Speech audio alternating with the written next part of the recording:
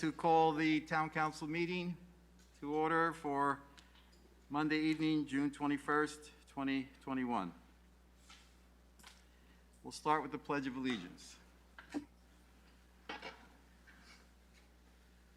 I pledge allegiance to the flag of the United States of America and to the republic for which it stands, one nation, under God, indivisible, with liberty and justice for all.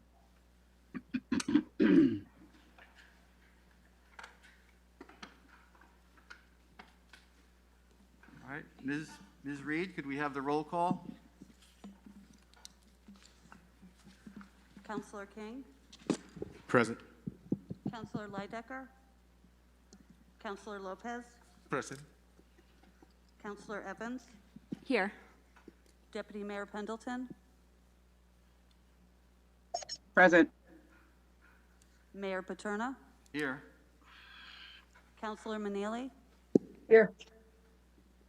Councillor Snyder, here. Councillor Kabowski. Here.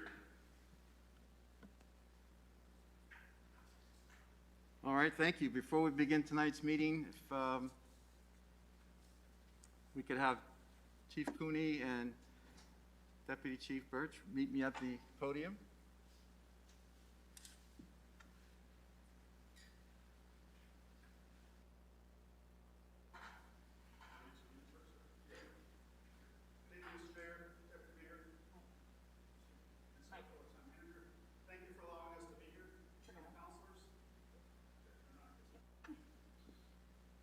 How's that better?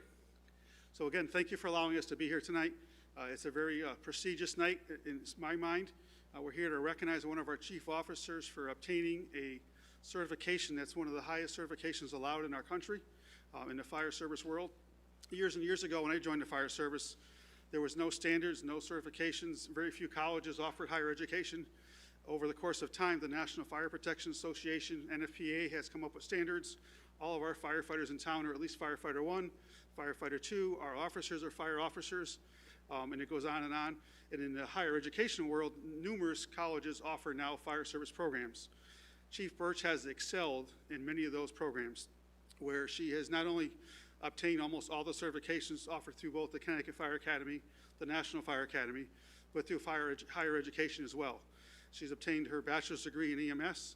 She's obtained her master's degrees in public safety administration, and she is way smarter than me. And I always use the term, you surround yourself by people smarter than you, you look good. I look good doing nothing, and she does all the hard work. She deserves all the credit. And recently, she obtained the National Fire Academy's flagship program called Executive Fire Officer. It's a program that you need a bachelor's degree to even apply for. The application process is very challenging. They only allow about 200 people nationwide to get into their program. It's a 4-year program. Each year there's 2 weeks of on-campus training at the Fire Academy, Maryland, and then in between a lot of projects. We, as a sponsor agency for Debbie, we're the beneficiaries of all these projects. So we have a lot of in-house policies, procedures now because they are projects of hers that enhance our fire department. So it's a huge win-win for everybody. Normally at the graduation, they have a very big graduation at the gorgeous campus grounds in Maryland. Because of COVID, not only was their class delayed a year, but graduation was done virtually in my office, which really wasn't very climatic. So I asked the mayor to allow us to be here tonight to formally present her again with her certificate. So I would like to publicly, before I do this, I want to introduce Deb's family. Her mom, Mary Ann, is here, and her nephew, Logan, is here to share in the joy of this evening. I'd like to present Debbie with this honorable success of getting her Executive Fire Officer program. And congratulations again.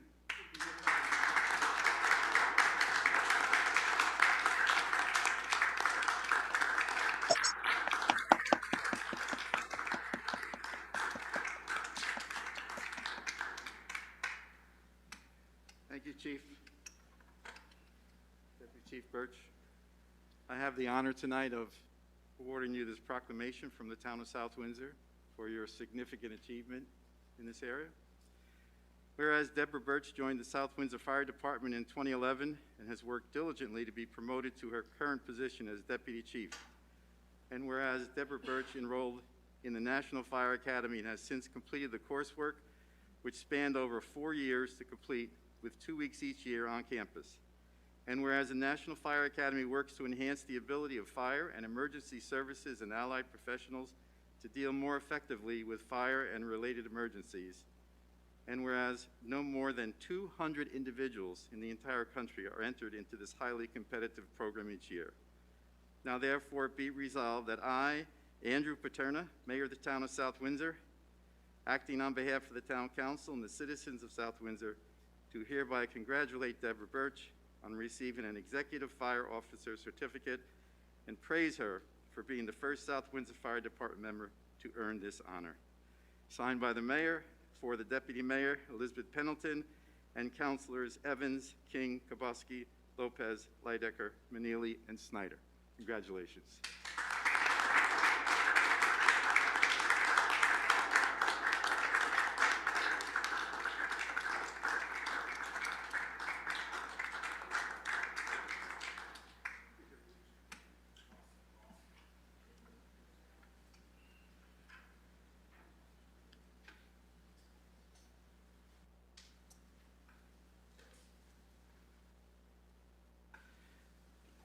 Thank you very much, and congratulations again, Deputy Chief Birch. All right, we'll go on. My remarks tonight are simply that it's great to be back here in in-person meetings, and we welcome everybody to get as involved as they can in Town Council, town government in South Windsor. Thanks. Now we'll move on to adoption of the agenda. Councilor Leidecker, good timing.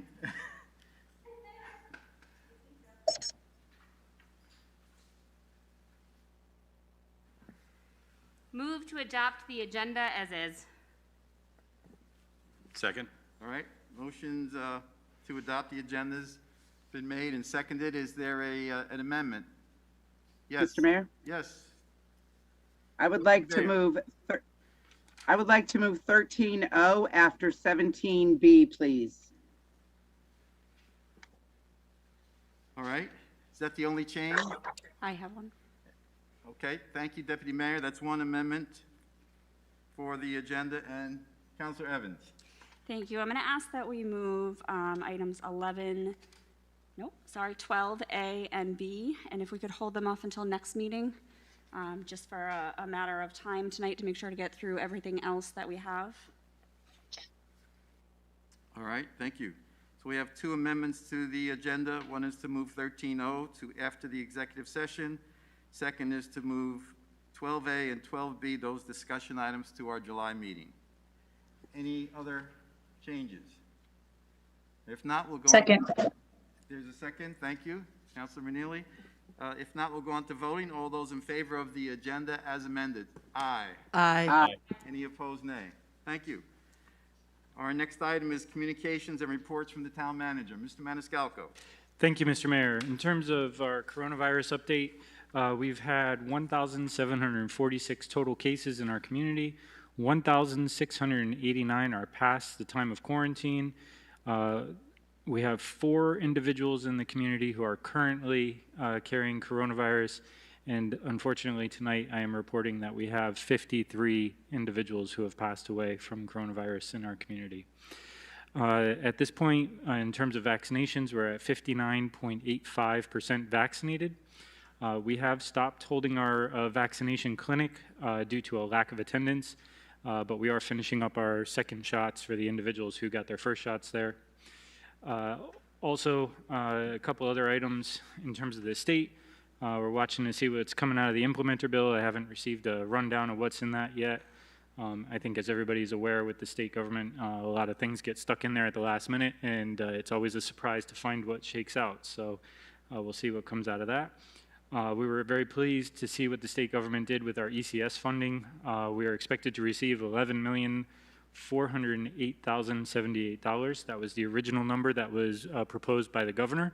I think if all of you remember back during the legislative process, the legislature and specifically the Appropriations Committee had recommended a cut to that of around $200,000 to $300,000, which at that time, based on timing, had put our budget out of alignment, and we had to make some modifications. Thankfully, they've now changed it, moved it up. We are expected to get the same amount for next year, but have been told that we should be aware that there is the potential for a fiscal cliff at the end of the 2 years. Also coming out of the state legislature is school building reimbursement for Pleasant Valley was approved in the amount of $22 million. So that was very good news, and as expected. A couple items not on my written report for all of you. First of all, the vehicle GPS and cameras. Just wanted to make sure everybody was aware, because I know there's a lot of rumors going around. Basically, the new GPS and camera system will cost an additional $9 a month per vehicle. Some people were claiming it was going to be hundreds of thousands of dollars. That's not true. It's $9 a month per vehicle. And essentially what we're looking to do is offset the $100,000 annually of damage that occurs to our vehicles, to our town vehicles on a regular basis. Additionally, we've had a few workers' comp claims where individuals were injured, and we've questioned whether they were seat belted into their vehicles. So this new system would allow us to know whether they actually were, and we would be able to refute those claims, saving taxpayers additional money. Lastly, I just wanted to make the council aware that we've now finished up our application to FEMA for Storm Isaias, and we have received preliminary approval. That application was about approximately $300,000 for reimbursements of costs to the town for cleanup and management of that storm. So once we do get actual approval, we'll certainly let you all know. But that's where things are. I'd be happy to answer any questions. All right, thank you, Mr. Maniscalco. Any questions for the town manager? All right, if not, thank you very much. We'll go on to item number 7. Excuse me, Mr. Mayor. Yes, Mayor. Councilman Neely. Thank you very much. I just have one quick question for the town manager for clarification. Because there's a lot of, outside noise. I just would like you to make it clear that the new GPS that are going to be installed in the town trucks and vehicles associated with the town are not audio. They're just a visual. So you would not really get, or maybe you will. You can clarify whether conversations are being taped, because that's what people are saying. If you can clarify that for us, please. Yeah, so my understanding is while it could record the audio, we have agreed with the unions that we wouldn't be recording. Thank you. All right, And after 30 days, it turns over. So and unless you've asked for a specific date, it will like kind of tape over every 30 days. So you're not using a whole bunch of what used to be called like tape. It's just going to use the same thing, just like Correct. police cams, body cams. Correct. Thank you. all right, thank you, Councilman Neely. Councilor Snyder? Thank you. Mr. Maniscalco, to follow up with Councilman Neely's question, what is the total cost of this GPS system? Do you have that? I don't have the total cost on me right now. I know that we were able to do essentially the system that we had was coming due to be replaced. So it was a planned replacement, and then the additional camera system involved was the additional $9 per vehicle per month. In total, I think that comes out to around $11,000 total extra that we were able to accomplish within savings in that department. Okay, thank you. All right, thank you, Councilor Snyder. Any other questions? If not, we'll go on to item 7, public input. Anyone would like to speak, please step forward to the podium. Yes. Either. Yes, either.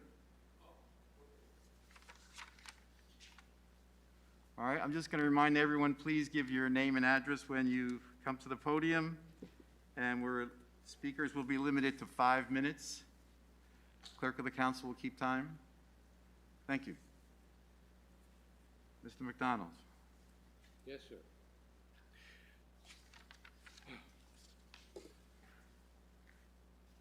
Dave McDonald, 79 Laurel.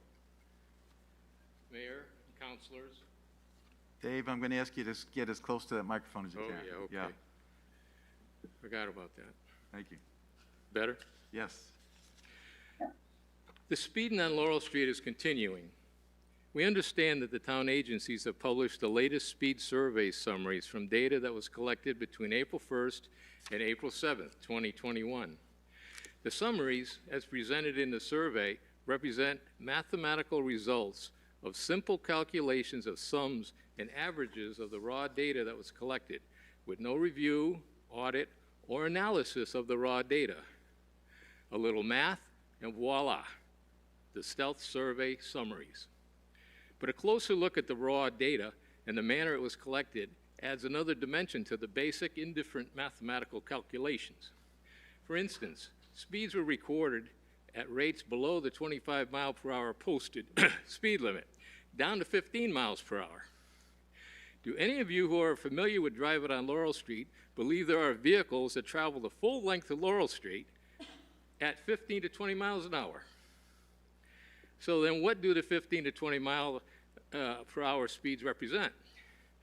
As we have said in the past, the physical location of the stealth unit allowed it to record the lower speeds of vehicles slowing down to enter and leave Bryan Road or entering and leaving the driveways on Laurel Street.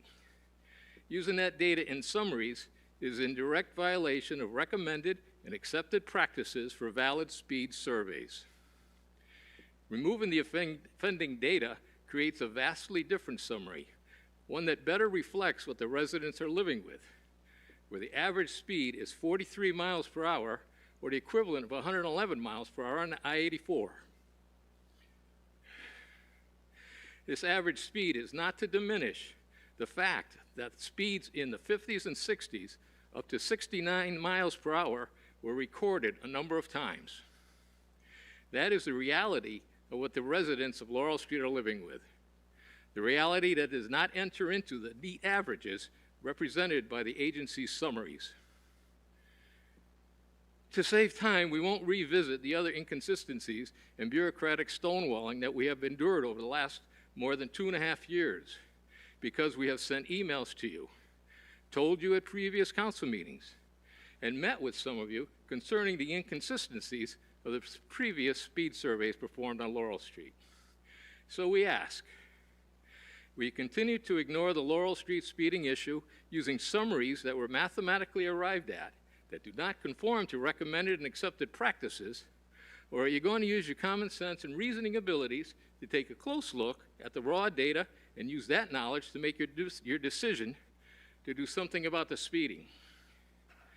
We also point out that the report that will be given tonight is, we believe, based on the data from April 1st to the 7th speed survey. The report was actually due on November 1st, 2020. At that time, there was no data available for the report.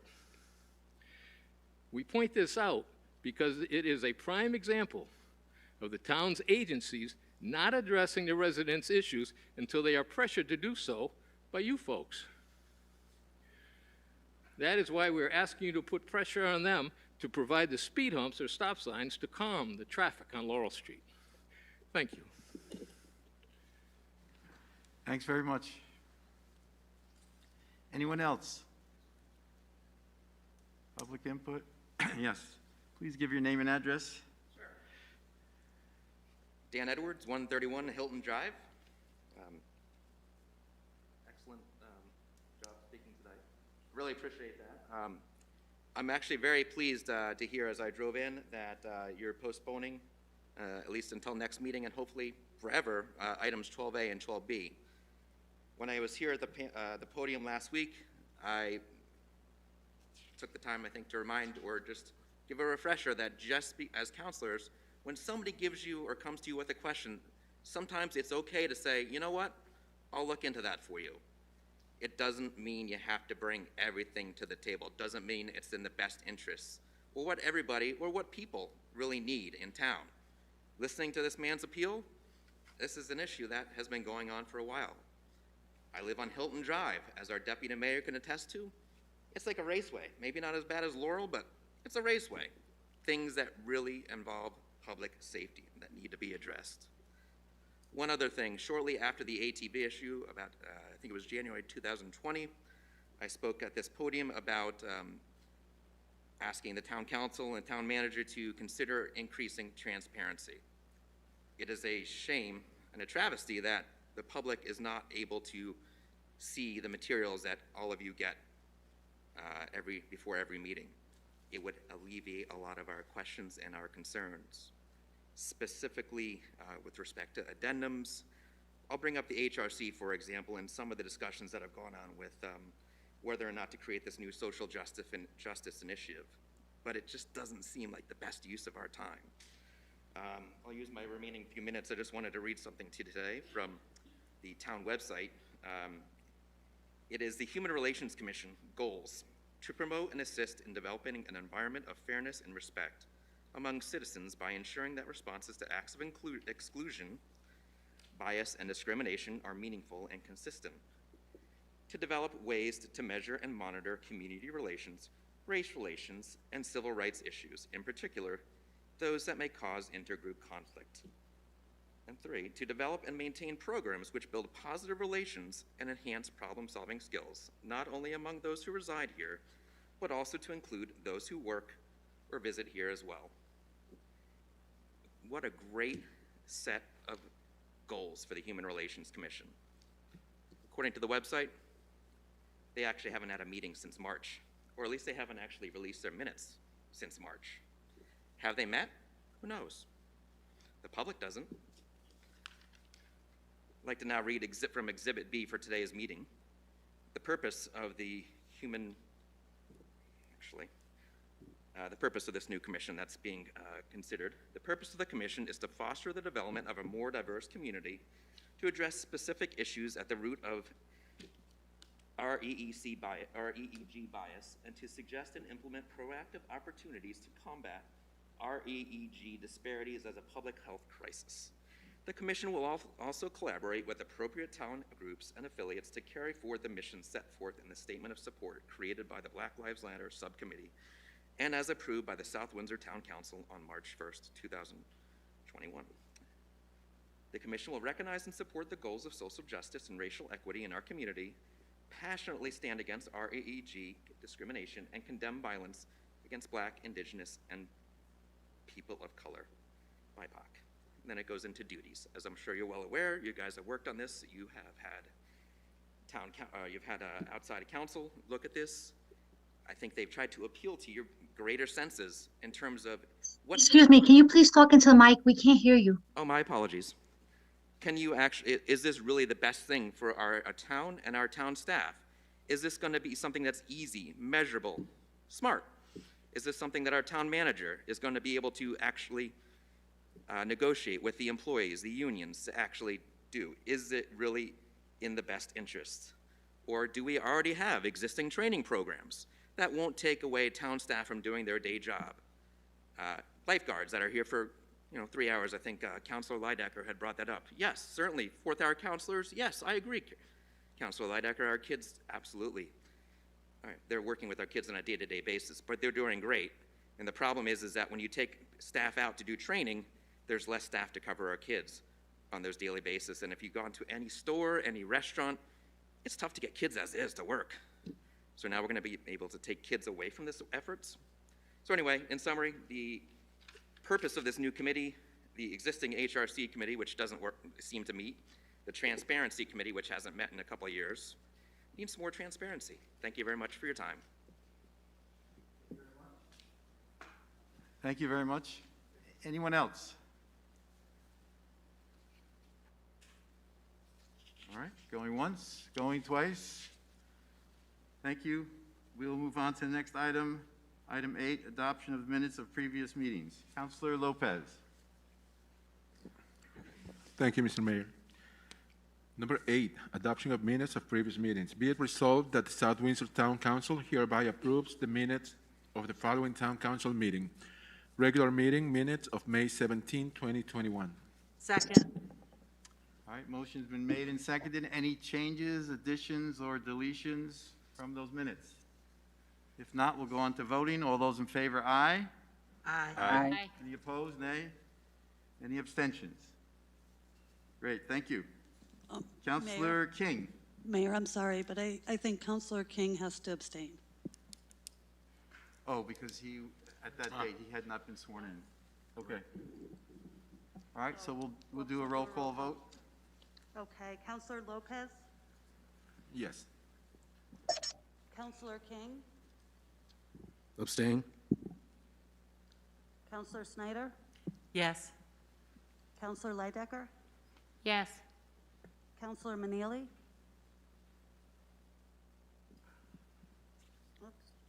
Counselor Manili, Yes.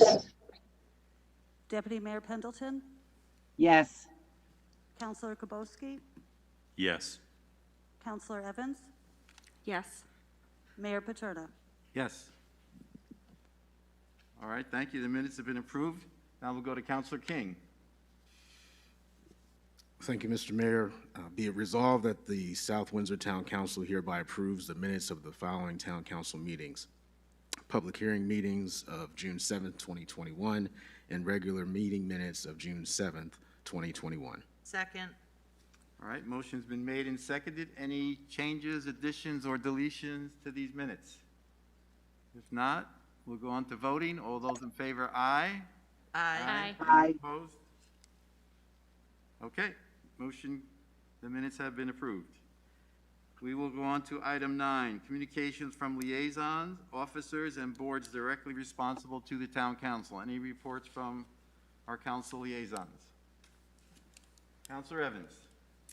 Thank you. Yes, the Park and Rec Commission had their first in-person meeting on June 9th.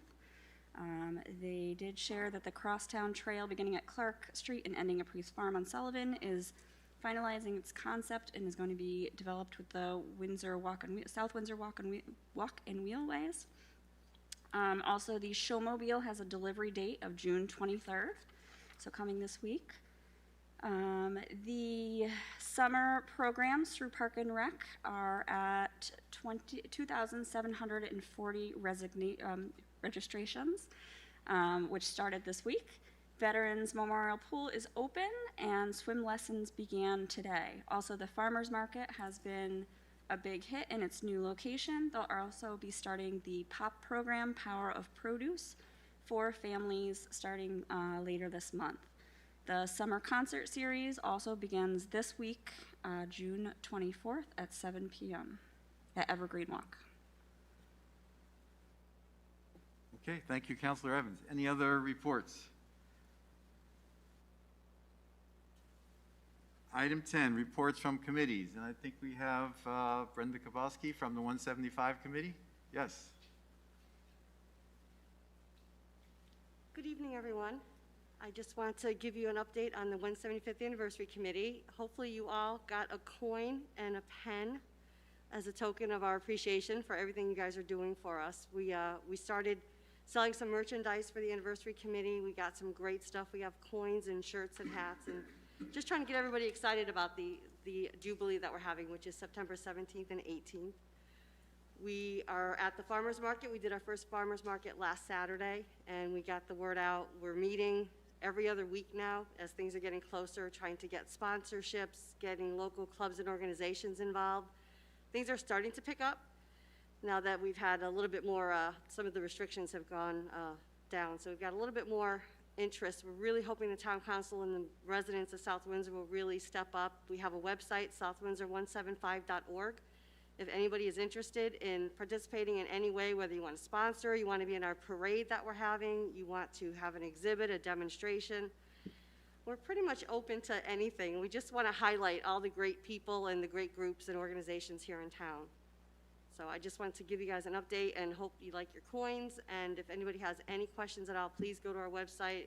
Email information is there. We have a Facebook page, and we're just trying to get the word out. Does anybody have any questions for me? Thank you, Brenda. Thank you very much. Any questions for Chair? Just want to say, I think we're confirming 2 new members for the committee tonight. I So certainly you'll have, hope so. you'll be a full force Yeah. for your volunteers. Okay, thank you. Yeah, we have 2 new committee members coming on. We have a bunch of subcommittees, so we have other volunteers who are working behind the scenes, but they didn't want the commitment of actually being on the committee. Yeah. So we're starting to get volunteers. We'll take anybody. We're not going to say no. So if anybody wants to help out, you don't have to come to our meetings. You don't have to do the Zoom calls or any of that stuff, which I don't think we're doing anymore. So you don't have to worry about that. Just come on down and help out. Okay, thank you very Thank much. you. It's a lot of great things happening. Thank you. All right, we'll go on to item 11, the consent agenda. Starting with Counselor Evans. Motion to approve agenda items 11AA through 11AB as first reading on the consent agenda. Second. All right, motion's been made and seconded. Any questions about this? All right, if not, we'll go on to voting. All those in favor, aye. Aye. Any opposed, nay? Great, and then we go on to our second reading. Counselor Snyder. Thank you, Mr. Mayor. 11B, motion to approve agenda items 11BA through 11BC as a second reading on the consent agenda. Second. Great, motion's been made and seconded for these appointments. Any questions? If not, we'll go on to voting. All those in favor, aye. Aye. Any opposed, nay? Thank you. We have nothing under item C, miscellaneous, unfinished business. We did have 2 items, and we are moving those discussions to the July meeting, 12A and 12B, as we amended the agenda. And we'll go on to new business. Our first item of discussion is Recovery Act funds. Counselor Snyder, want to begin? Yes, thank you, Mr. Mayor. This, apparently, the Recovery Act funds coming from the federal government, I'm not sure if they've been paid yet, but I'm looking to Mr. Maniscalco, our town manager, to the estimate amount of money that you're expecting, understanding that what really shows up could be different. Correct. From the feds. And what are your specific plans on using those? I think I want the public to understand and hear that if and when in fact this money does show up into our accounts from the federal government, what are we planning to use it with? And I also wanted you to carefully explain the specific criteria for the use of this money. Some people in the public may think, oh, if we're getting, I don't know, $5 million, I don't even know, you'll explain that in a minute. If we're getting $5 million, why can't we do this, why can't we do that? But I just want to emphasize to the public that when federal money comes in, it comes with specific rigid criteria on what you can spend it on, not necessarily what you need it for. So I'm looking to turn it over to you and just give a clear explanation of where, when you expect this money and how you plan or possibly plan to use some of it. Thank you. Certainly. Thank you, Councilor Snyder. So at this point, we've been through a number of rounds and heard all kinds of numbers that have been tossed out, but we do have a final number of what the town is expected to receive. That number is $7,742,659. We're expecting to receive it in 2 tranches, with the first one in fiscal year 21 and the second one in fiscal year 22. We were actually notified just today that our first tranche of money, which is $3 million plus, should be coming in tomorrow. So we are in the process today of actually setting up a special revenue fund, because it needs to be dealt with in that manner through a special revenue fund. And all the funds need to be spent by 2024. So a couple of things to note, first of all, off the top, is it cannot be used to reduce taxes. Very explicitly has been stated in the legislation that it cannot be used to reduce taxes. And then if its use is deemed non-compliant, the federal government can actually come in and tell the municipality that we need to now reimburse them for those funds. So we need to be very careful in how we use that money. Basically, the Department of Treasury released 150 pages as a preliminary guidance. This isn't even the final guidance yet. This is just preliminary guidance. Final guidance is supposed to come out sometime, I believe, end of this month, next month. So we'll see when that gets here. But in the preliminary guidance, it outlines 5 specific key points that we can use the funds for. First of all, support public health expenditures by funding COVID-19 mitigation efforts, medical expenses, behavioral health care, and certain public health and safety staff. Address negative economic impacts caused by the public health emergency, including economic harms to workers, households, small businesses, impacted industries, and public sector. Replace lost public sector revenue using the funding to provide government services to the extent of the reduction in revenue experienced due to the pandemic. Provide premium pay for essential workers, offering additional support to those who have borne and will bear the greatest health risks because of their service in critical infrastructure sectors. And invest in water, sewer, and broadband infrastructure, making necessary investments to improve access to clean drinking water, support vital wastewater and stormwater infrastructure, and to expand access to broadband internet. So with those being said, there are some very specific formulas related to reporting and requirements associated with, you know, in the event that we were to do some type of lost revenue or something of that nature, in order to actually figure out what that the amount of lost revenue we're eligible for. So it's not very straightforward and very simple. It's not like we could just say, oh, we're going to just take all $7 million as lost revenue. So they've basically set it up so that we can't do that. As a result, the department heads and myself got together. We had some conversations. We've identified approximately 13 projects in total that we think could potentially be eligible. We're still kind of trying to hash some of those things out and look at what they're actually going to cost and everything else. But right now, some of those projects, or some of the things that we've identified that we need, first would be some social workers, additional social workers due to the mental health challenges that we've faced in our community. And we would like those social workers to both work with our police department, as well as have a specific social worker that would work with our summer camp this summer. Also, we have identified, with just opening the pool not that long ago, I know our lifeguard staff have already made over 10 saves this year, which is a huge number in comparison to previous years. And the concern that we're having is because everybody had a year off, didn't have the opportunity to swim, didn't have the opportunity to learn to swim or take that next step up, a lot of people are behind in their water safety. And as a result, we're trying to put together some type of a water safety program to help people get kind of back to where they need to be and make sure that our residents are safe when they're using our pool. A couple of the other projects, of course, we're talking about some sewer infrastructure projects. We've been looking at some different types of broadband projects, whether they'll be acceptable or not, we're not sure yet. We also are talking about doing upgrades to this building. Doing upgrades to the second floor in particular. For those who have been in the second floor of this building, it is like a big bullpen, which is the exact bad situation that you don't need for a COVID working environment. So we were talking about doing some renovations to that. We're also talking about doing renovations to the first floor of this building, creating a type of scenario possibly where, you know, residents might come up to windows and be provided services through a window while keeping them in the lobby, so that way there's separation between staff and the public to allow for a safer scenario.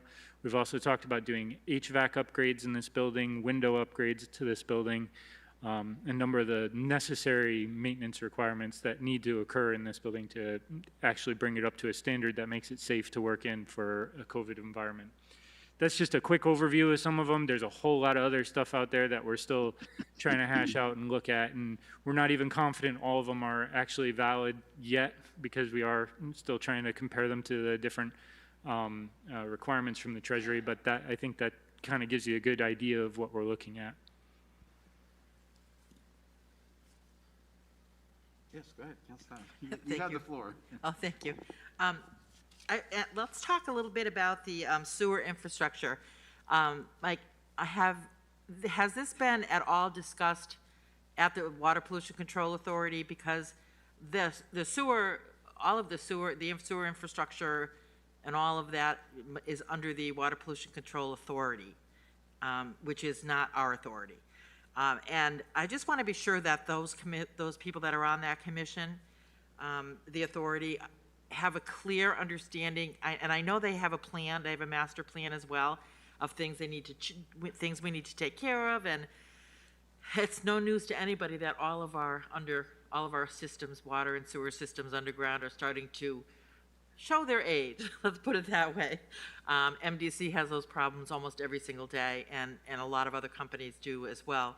So I just want to be sure that Tony Manfrey and the Water Pollution Control Authority Chair are really involved with this, so that they're taking a look at, in other words, what I'm afraid is the town says, oh, okay, we're going to do this project and this project, and there's other things that may meet the requirement for the Recovery Act that they would want to see done. So I guess my plea is to make sure that the Water Pollution Control Authority has the say and works with you, and with Tony, that the projects that are selected, or the projects that fit, let me use those words, that fit for the usage of this recovery money, that they are heavily involved in that process, because we have, at this point, we have a great WPCA, and we have a lot of great people on there that have worked for a long time, and when they work hard to put together master plans, I just want to be sure we're not stepping over anybody or not giving them the authority or the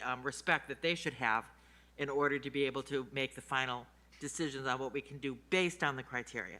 Yeah, so Mr. Manfrey was involved in our discussions, and he brought forward a prioritized list of projects from the WPCA. Okay, so WPCA was involved with that. I would guess he talked to his board in creating that prioritized project list. I know that the list was consistent with their strategic plan. Okay, great. So. Thank you. And on the water safety programs, we have till 2024 to implement these programs. So these may be programs, I'm guessing, that the Park and Rec Department at VMP would be able to put together and maybe offer the next, probably, maybe not this summer, because we're into it, or maybe they do. I think she's pushing pretty hard to try to get something together for this summer, in all honesty. Okay, and then maybe we can offer that for another couple of years. Correct. And then my other big question is social workers. Mm-hmm. It's not a question. I would think it's a great thing to bring them in and use. My concern is that they would become part of the budget and the operating budget. So if you want to bring them in for a couple of years to kind of help everybody through this pandemic process and get that comfort level, I don't have any problem with that. I don't have any problem with that, but I would, my concern is adding more to the roles and, more to the operating budget. And I be honest, I don't want to do that, but I certainly understand that this money that you have coming in can certainly carry us for a couple of years, at least till 2023, 2024, and help people through this process and give them strategies to be able to work on their own. Correct. And from the beginning, we've said that these are temporary, basically grant-funded positions, for lack of a better term. Okay, so it's not your plan to put these permanently in the budget? No, they would not become permanent employees. employees. They could be in if you want to cover them for a couple of years. Yep. As temporary, based on the money that comes in. And then I guess my last question, my last comment, would be to be sure that we are keeping these projects that we'll be undertaking based on, you've identified the projects, you have the money, these are the ones we're going to do. I just would like to see some kind of a way to keep the public involved on what we're doing. Would it make sense for us to start up a web page for it? Because I've actually been kind of tossing that idea around myself, so that way people could go to that web page, see the projects, understand what the cost is associated with them, and then yes, maybe even... I was looking at, I was thinking social media, but web page. Yep. And even Facebook, perhaps. Mm-hmm. I don't know, Twitter, we posted something new, go take a look. But I just want to be sure that the public understands, and counselors as well, exactly where that money is going. And like, for instance, if you put up a project, I'm going to give you a for instance of what I'm thinking about, water safety program. So for the next 2 years or 3 years, here's the program, here's what it's designed to do, here's who's eligible, which will probably anybody who lives in town, I would think. And here's the schedule, this is what we're looking at for scheduling. And then as far as a sewer project, say we're going to redo, I don't know, 25, 40 feet of line of piping. Where is that? When do you plan to do it? And I understand that these things are moving targets and things change, but I just want the public to know, geez, if we're tearing up your street, why are you doing that? Oh, this was from Recovery Act money. And this is what and not just, oh, we're going to tear up ABC Road because we're going to put new sewers in. Well, why? let's let the public understand why, what we're doing, why we're doing it, where the funding is coming from. Because none of town operating budgets or fund balance will be used on any of this. This is all money coming in. Correct. So do you understand? And I guess I'd look at my counselors, my colleagues here to see, do you agree with that kind of notification or letting people know? Mostly yes? Yes, Okay. oh, Yes. definitely. Okay, great, thank you. All right, thank you. Questions? Counselor King? Yes, through you, Mr. Mayor. Is the document that you just read from, is it public? Yes, these are federal documents from the Department of Treasury. Awesome. So if I could just make a suggestion that we do put that on the website. Yep. Now, because we'll probably get questions after this meeting. All right, thank you, Counselor King. Any other questions? Mr. Mayor? Yes, Counselor Manili. All right, thank you very much. Hi, how are you? Mr. Town Manager, you said the money has to be used by 2024. Is that the whole 7 million that has to be used by 2024? And is it the fiscal year ending in 2024 or December 31st, 2024? Can you just clarify that for me, please? My understanding is it's the fiscal year 2024, and it's all $7 million. And suppose we don't use all that money,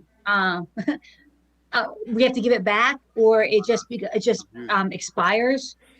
So We it's would- like a. Yeah, so we would have to return it to the federal government. So then we want to make sure that we use all of it. Then Correct. I see. Thank you. Counselor Manili, I think knowing the department heads in this town and the town manager, we will find ways to use that money. I just want to make sure that Yes. I don't know. I want to make sure that if we had a little bit extra, it could be used like following year. But since it has to end Yes, fiscal year yes. 2024, and whatever is not used, we have to give back. I think we should make sure we use it all. Right, I'm with you. Thank you. All right. Counselor Snyder, another question? Yeah, just one last question.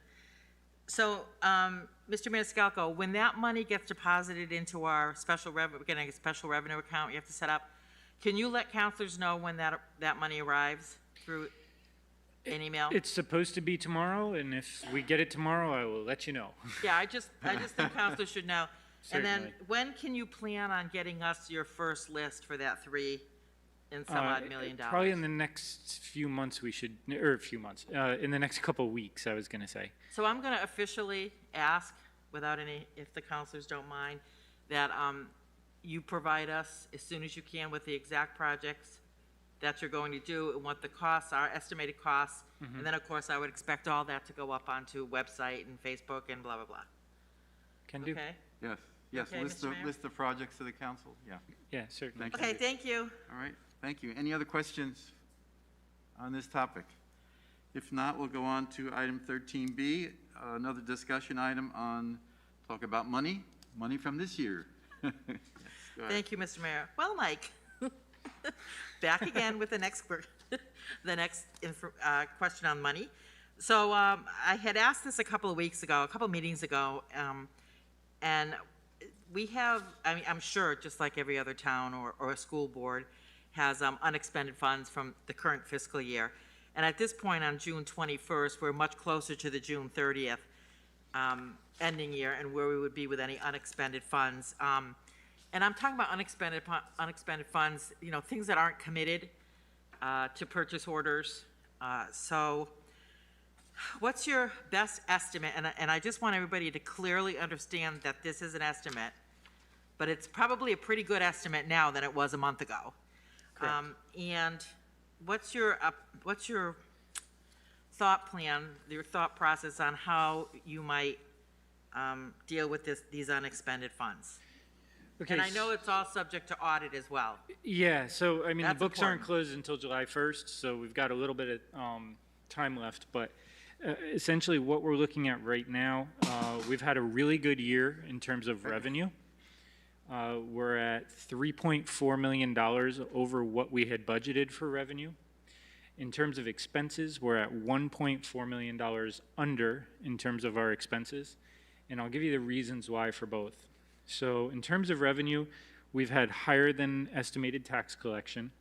We've had higher collection in building permit fees, higher collection in town clerk fees due to closings of houses and sales of homes. And then also we've higher than expected fire marshal fees. In terms of expenses, these are places that we saved money. We saved money due to some vacancies in the police department salaries, as well as savings in electricity costs at the police department.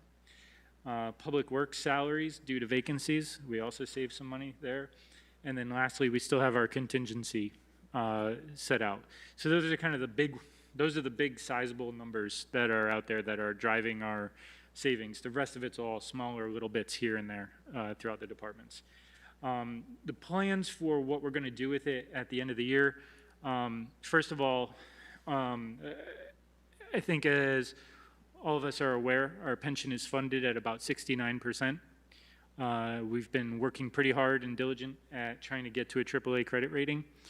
That is one place that we are getting dinged on some points. Ideally, it would be great to have a pension funding level of somewhere between 75 and 85%, I would suggest. So we really need to probably try to keep pushing money into that. Now, my thought is that we would put about $1 million into our pension fund. By any means, do I think that's going to move the needle? Not at all, but I think we need to make the efforts on a regular basis to try to make that that funding number a bit better. Let's put it that way. Overall, I think our pension fund is in around $40 million, something to that effect, just to give you an idea of what we're talking about. So that's the first thing. The second thing, since we have returned sizable amounts to the general fund on an annual basis, and Standard & Poor, when they will come to do our credit rating, will look at that amount, and they're going to look for anomalies. So I'd like to continue to put a significant amount into our general fund, and I'd like that to be about $1 million as well. And lastly, it's a little bit complicated, but because we also have to do gap financing, not just kind of our standard, but we also have to do gap, we have encumbrances from last year of about, I think, $3 million or $4 million. So we need to offset those encumbrances with the rest of the money. So according to Patty Perry, our finance director, and conversation today, we kind of think the remainder of whatever we have at the end of the year, we would be putting towards offsetting those encumbrances from the previous year.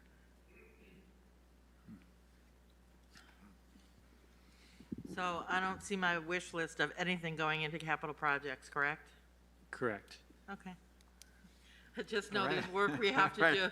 All right, thank There's you, just work Councilor. I know we have to do on this building, but, okay. I just wanted you to give us a clear understanding of where you think that money would best suit the town's project. In all honesty, looking at the big picture, I think we'll be able to do a lot. We'll be able to do some of the work to this building to knock off some of the capital projects with the federal funding, as we just discussed. I think looking at the idea that we have close to $100 million of school building projects that are sitting out there that still need to be bonded. You know, I think we need to look at that and really work pretty hard at trying to get to that AAA credit rating, because it has the potential to save us some pretty significant money. So Makes a lot of sense. Thank you. All right, thank you, Councilor Snyder. Any other questions on that topic? All right, seeing none, we'll go on to the next item, 13C. Deputy Mayor Pendleton. Thank you, Mr. Mayor. 13C, resolution creating a strategic planning committee. Whereas the town of South Windsor undertook a strategic planning process in 2001 and 2016, and whereas the town council has a desire to make decisions and implement strategies in a planned, full manner with the intent of doing the best for all South Windsor residents, and whereas the town council recognizes that the town can achieve more effective and efficient service delivery to residents through planning process, and whereas the town council has a desire to develop a vision, goals, and objectives through working with a broad spectrum of residents who represent diversity in age, race, and gender. Now therefore be it resolved that the South Windsor Town Council hereby creates a strategic planning committee with the express intent to accomplish the following. 1, through broad outreach to the community, develop a vision statement for what the community would like to become. 1B, the committee will advertise and hold 2 public hearings to gather input from the community. 1C, through support of the town staff, the committee consider conducting a survey using multiple mediums for dissemination. 1D, develop and deliver a report to the town council by 7/1/2022 that will explain the committee's recommended visions and why it is a recommended vision. Number 2, work collectively with the town council to develop goals that will accomplish the vision. Number 3, work with the town council and town staff to create specific, measurable objectives that will accomplish the identified goals. And be it further resolved that the committee shall be appointed by the town council and shall be made up of no more than 9 members. 2 members must attend South Windsor Public Schools. 2 members must consider themselves to be senior citizens. There must be representation from both genders, and there must be representation of both political parties. Every effort shall be made to seek both cultural and ethnic diversity. The town manager, mayor, and minority leader or their designee will be considered ex officio members with full rights to speak at meetings, but will have no right to vote. All right, motion's been made and seconded to create the Strategic Planning Committee for the town of South Windsor. I'd like to propose an amendment, Deputy Mayor Pendleton, if you will accept it. Absolutely, Mr. Mayor. And that is in the last item, about the appointment of the committee by the town council. So I've given each of you a note about how I'm proposing this amendment. It does not change the makeup of the committee.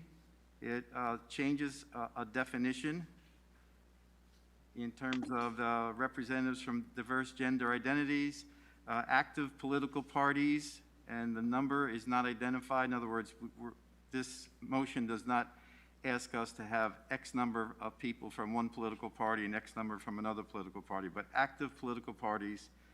All efforts shall be made to seek cultural and ethnic diversity and representation. And then the area that I was concerned about is how the appointments will be made. So what I'm suggesting here is that the mayor and minority leader will meet together, review any nominations for this committee. The nominations can be accepted from town council members, town residents who send nominations to the mayor or minority leader, and individual residents may send in their own name as a nomination. And then the mayor and minority leader will present their recommendations for membership on this committee to the town council. But a complete list of those nominated will be presented to the town council for review before approval, and the town council has final approval. So that's the amendment I'd like to make for this motion in terms of the structure of how the appointments will be made. You do need a second. Yes. Second. Second. Thank you. The amendment's been seconded. Any discussion on the amendment first? No? Okay, so first we'll vote on the amendment. All those in favor, you've all read that sheet that I distributed, so everybody's okay with that? Oh, no, this is, I'm sorry. Councilor King? Aye. No, this is just an aye. Oh, okay. Sorry. Okay, so let's vote on the amendment. All those in favor of the amendment, please say aye. Aye. Aye. Any opposed, nay? All right, let's go back to the original motion. All those in favor of the motion as amended in terms of the structure of the committee and how they'll be appointed? Any questions on the resolution? Truly just Councilor looking at the way it's written, for 1, it's B, C, D. Is that correct, or should it be A, B, C? It's just a really minor thing, but I was I'm just sure that curious. was a typo. Oh, I see what you mean, What's yeah. that? I'm sure that was a typo. Okay, thank you. I just wasn't sure if there was a reason. So it will be changed to A, B, C for those subheadings, okay? Any other questions? If not, we'll go on to voting. All those in favor, aye. Aye. Any opposed, nay? All right. I want to thank the town manager again for presenting this to us originally and encompassing more resident involvement. I think we've done it in the past, and sometimes it's been a smaller group, so I think this expands it. Will be good for the town. Thank you. All right, we will move on to the next item. Item 13D, Counselor Kowalski. Thank you, Mr. Mayor. 13D, resolution authorizing the town manager to sign, I'm assuming that should be execute, the Connecticut Department of Transportation Local Bridge Program supplemental application for the Main Street Bridge over the Podunk River. State project number 9132-4174. Whereas the town of South Windsor is eligible to receive a grant from the state of Connecticut Local Bridge Program to fund up to 50% of the eligible project costs for the reconstruction of the Main Street Bridge over the Podunk River, now therefore be it resolved that the South Windsor Town Council hereby authorizes its town manager, Michael Maniscalco, MPA, to sign the local bridge program supplemental application and any associated agreements between the state of Connecticut and the town of South Windsor for the Main Street Bridge over the Podunk River, located 0.5 miles south of I-291 on Main Street, bridge number 04174. Second. All right, motion's been made and seconded. Any questions about this? Counselor Kowalski, you have anything? This is actually a bridge. When we are in the office working, I go over every day. Yeah. And after hearing some of the comments about the bridge itself, it is a little bit leery because I know the car that's going to sink into the river is going to be mine. So I was very happy to see this on here. So Okay. thank you. Thank you, Counselor Kowalski. Any other questions? Counselor King? No? We're good. Counselor Snyder? Thank you, Mr. Mayor. Mike, this has been up for a while, correct? That's my understanding, correct? I thought Mr. Doolittle, is it okay if I ask Mr. Doolittle to come up? Of course. Mr. Mayor, is that okay with you? Yes, yes. Yeah, okay. Let's put you right on the spot, Mr. Doolittle. That's fine. But I think you know this project so well. Do you remember when we started talking about doing this? We started talking about this bridge, I think, in 2014. 14, okay. And do you know the rating on this bridge? The rating, the Does- load rating? Does it have a state rating on it? Oh, it's deficient. It's, you know, It's like a 5 or something? Yeah, Which it's a means 4 or it's 5. 4 or 5, okay, which means it's really, really bad. So what's the approximate cost of this? When we say a bridge program, if DOT is, or the state's gonna fund the bridge, 50% of it, what costs are we talking about? so the current cost estimate is about $2.9 million. And let me just explain to the council why this is taking so long. We had a design to replace just the bridge deck, and that was denied by the DEEP and DOT collectively because they wanted different treatments for the stream channel. So we have to replace the entire bridge. Even though the bridge has been there 100 years, we have to rebuild it and put a new bridge in. So the cost is higher than originally expected, which is why we're here today to redo this process and sign a new supplemental application to get all this into the state. So do we know if we are going to obtain this 50%? We should obtain it. There's no guarantees, obviously, but we have a commitment for the old program, and they've said we're still in the program, so we should be able to get this. Okay. Was there something about the drainage on the bottom as well? No. No, okay, I might be thinking of another bridge. So if it's about, I'm gonna round it to like a $3 million project, so we're expecting about 1.5 or whatever that half amount is from the state. Right. And the other half of that, have we funded that in capital projects? We funded it between capital projects and the 2018 bond referendum. Okay, so has it moved up to the point on the capital projects list where we'll be starting to put money on it, or? Yes. Okay, do we have any money set aside so far? Oh, yeah, we do. I mean, we've spent money on the design and the permitting for this Okay. design of the bridge. Okay, great. And any approximate, in a ballpark, any approximate time that we might get started on this and maybe have it done in our lifetime or Yes. my granddaughter's lifetime? I would like to have it done. So we want to get it started. We're waiting on an easement from one property owner that abuts the bridge. And that property is currently in arrears in terms of taxes significantly. So that property is scheduled to go into the tax sale. So that property owner doesn't have a lot of incentive to give us an easement to do some of the work. So we're going to try and get this going without that easement and either work around it or obtain it at a later date. But we want to get it going. Okay, So you're not giving me an approximate time, I like would 3 like to years? get it going, I would like to get it going this summer and finish it next summer. Is what I Okay, would so like to about do. a year, year and a half. Yeah. Okay, thank you.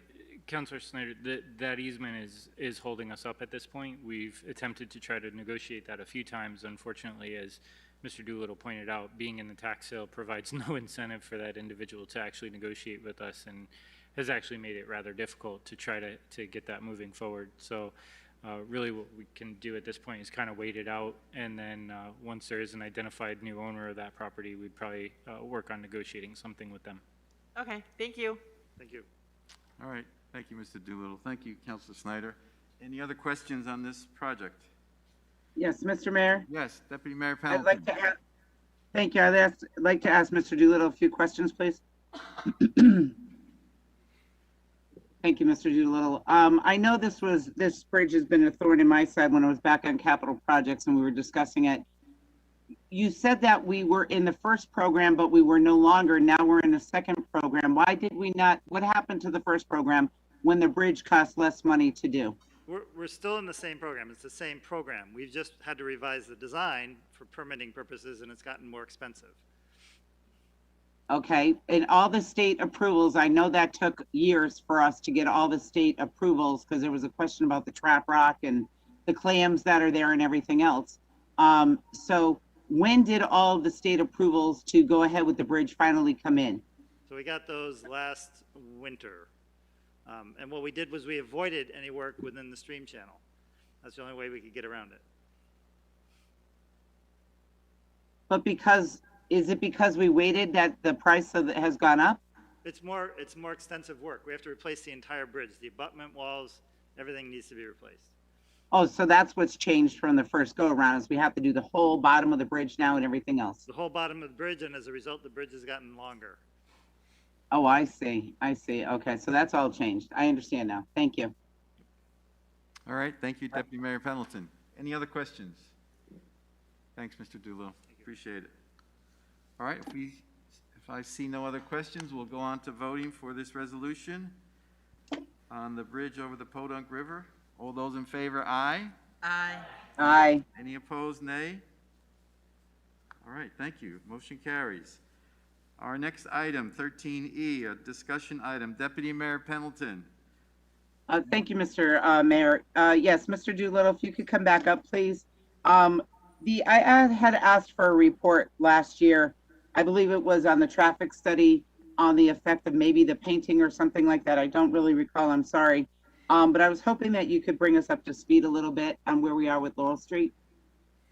Yes, certainly. So looking back through my notes, I was last before this council, the council, you weren't all on the council, last June, and gave you a report at that time on the traffic condition on Laurel Street. What we'd done was the results of the traffic study, but just to refresh your memory, we did a traffic study, determined that the speeds were a little high on Laurel Street, but that was the only traffic issue on Laurel Street. That some other roads had some other traffic issues. So as looking at the neighborhood as a whole, because you can't just look at one street without impacting other streets attached to it, the traffic engineer recommended that we do several minor things to try and reduce speeds and reduce cut-through traffic in that neighborhood. And they were to paint more lines on the roads, paint center lines, paint edge striping, specifically on Laurel, Woodland, and Oak Street, to put up some additional temporary speed detection signs, speed radar signs, and to potentially, they recommended potentially, if we were going to do a speed hump, to do it on Woodland Drive between Laurel and Avery Street. We surveyed the neighborhood per your traffic calming policy. We sent out 180 surveys, and this was in January of 2020. They came back by April of 2020. We got about 33% of those back. So we didn't get a majority back by any means, but of the 33% we got back, 81% were in favor of the white edge lines, 97% were in favor of temporary radar speed signs, and only 60% were in favor of a speed hump anywhere in the neighborhood. So we did not do the speed hump, we did the other two things. The police have continued to monitor speeds. And what we found was the speeds in 2019, when we did the study, the average speed was about 31 miles an hour. The 85th percentile speed was 38 miles an hour on Laurel Street specifically. They looked at other roads as well. In July of last year, 2020, after we painted lines, the average speed dropped to 25 miles an hour, and the 85th percentile speed dropped to 33 miles an hour on Laurel Street. And we thought that was good. Maybe they worked. This April, the police did another speed survey. The average speed on Laurel Street is now 29 miles an hour, and the 85th percentile speed is back up to 37 miles an hour. So it's fluctuating within that 5 mile an hour range, but in reality has not changed much as a result of the study and the things we've done. So that's where we're at.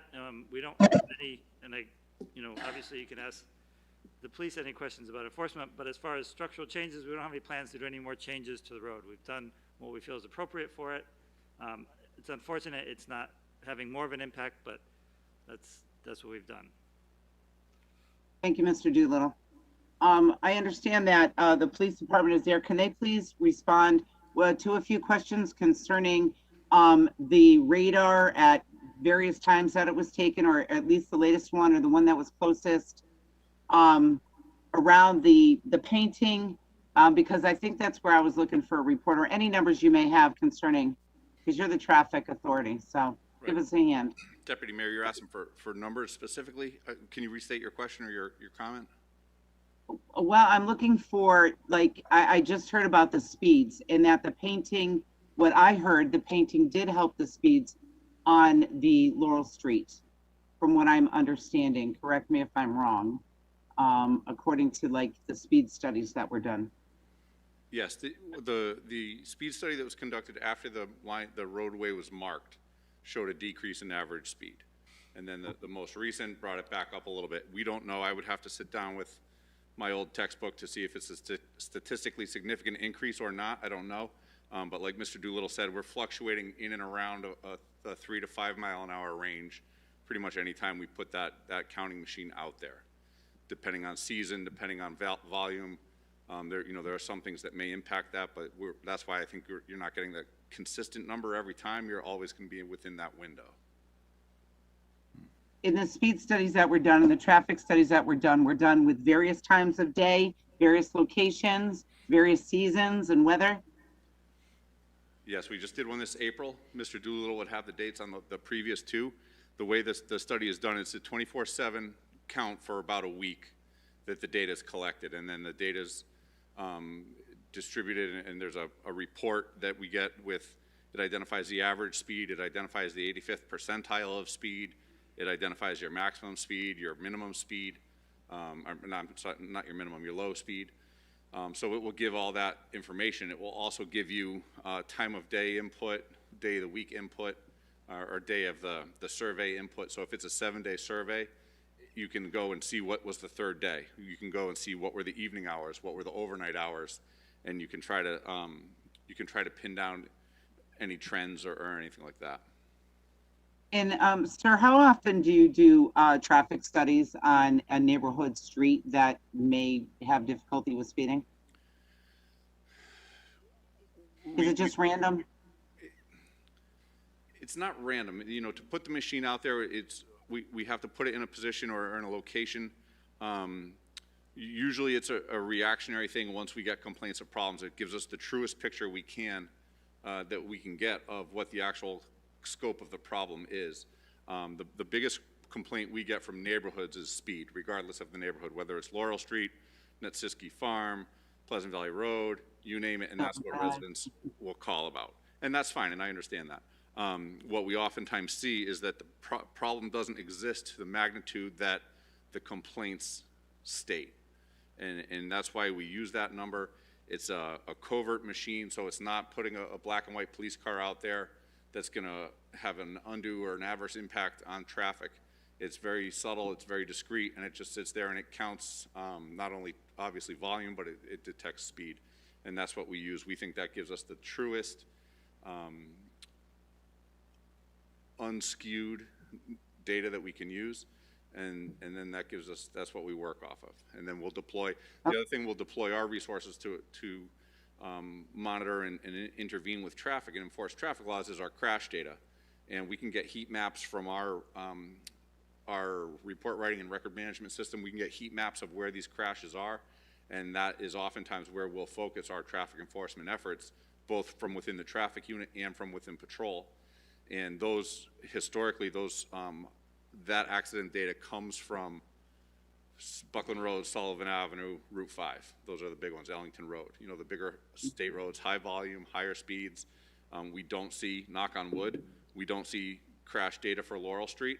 And we don't want to wait to have crash data, but that's just something in terms of where we deploy our resources, we're going to scratch where we have an itch, and that's what we do. And that's why you'll see, you're hard pressed to go up and down Buckland Road and not see a cruiser. You're hard pressed to go up and down Sullivan Avenue and not see a cruiser. And we try to saturate those areas with high visibility patrols and enforcement to try to address the speed issues. And we have gone out to, you know, we do go out to Laurel Street and Siskey Farm, Dart Hill, wherever we have these other issues or complaints, Clark Street, we do go out there, and oftentimes one of two things will happen. A, we'll catch those outliers, the high speeds, and we'll take enforcement action. And B, we may not see the problem.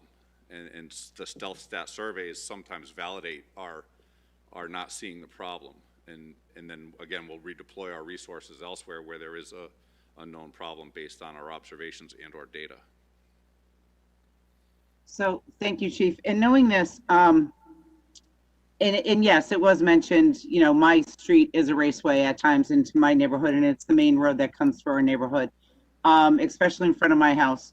And I do have a speed limit sign of 25 miles an hour in my yard. My question or my statement is I was told at one time, is the folks that normally speed in the neighborhood are your neighbors, or it's the children of your neighbors, or it's the friends of the children of your neighbors. So it's usually your neighbors that are going pretty fast through your neighborhood because they know the neighborhood better than a non-neighbor would. But I think my question to you, Chief, is knowing the study reports of the speed results study reports that you have, and knowing our traffic calming study that we have in place, there is nothing more that can be done or warranted for any other actions to be done on Laurel Street. Is that correct? That's, excuse me, that's correct. I think that the scope of the problem as seen by personal observation and technical observation from the stealth stat machine provide an issue that we've addressed with traffic calming measures secondary to speed humps and stop signs. And stop signs, by definition, are not to be used, should not be used to control speed. They're used to control intersections and where streets come together. So the marking of the roadway is one other traffic calming step that's in place. So these things that have been done, I think have A, been effective, and B, were appropriate steps to take. I think that, and I've had plenty of conversations with Mr. McDonald, and you know, I hear what he says, but I also don't know that his continuous push for speed humps, I don't know that that's the right answer. In fact, I think that there are a lot of cons and problems that come with them, and we can't be blind to those either. And like I said, if the problem doesn't exist based on observations and based on data, I'm hard pressed to do much more than mark the roadway, educate the public, send some enforcement action up there, and see what's what. It's really no different than many other streets in town. Okay, so I really appreciate all the information that you've given us this evening. Mr. Mayor, if anyone else would like to have a discussion concerning this, please take over. Thank you. Yes, okay, thank you, Deputy Mayor Pendleton. Any other questions? Councilor Kowalski. Thank you, Mr. Mayor. So I had lived in that neighborhood for 16 years. We were on Woodland, and we used to walk quite a bit up and down Laurel. And I do know that there were a number of times when we were walking with our dog, we would have to pull the dog back if somebody went racing up or down the street. So I do think there is a concern there, just having experienced it myself. But one of my big questions is what are the cons with putting a stop sign just at the intersection of Birch and Laurel. I think putting it at the intersection of Birch and Laurel and Bryan and Laurel might be a little bit of overkill, but knowing that that's sort of in the middle between Woodland and Kelly Road, what are the cons to just putting up a stop sign at that intersection? I don't know off the top of my head. I have to look at the geometry of the intersection. We'd have to look at the traffic volumes at those intersections and see. You know, we did add some signage, correct me if I'm wrong, we did add some signage in that area to have an impact and start to try to bring speeds down. I don't remember off the top of my head which ones those were. I think they were at Laurel and Woodland, but don't hold me to that. Do you know, Jeff? They were at the end of Bryan. So, quick answer to your questions, I don't know off the top of my head. But again, I don't know off the top of my head. Okay. And I'm just wondering too, because I know, as the deputy mayor said, a lot of times the speeders in the neighborhood are people who live there. Yep.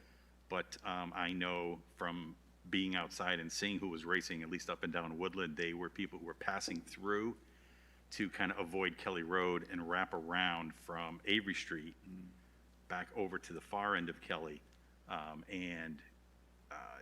As they would race up and down the street, there were different measures that different neighbors took, including myself. And so knowing the cars in the neighborhood, I know a lot of those folks were not anybody who lived in the area. They were just people who were trying to pass through as quickly as possible. Yeah, and that's one of the issues too that we have to be mindful of with any traffic calming measure is, are we solving the problem or are we displacing the problem?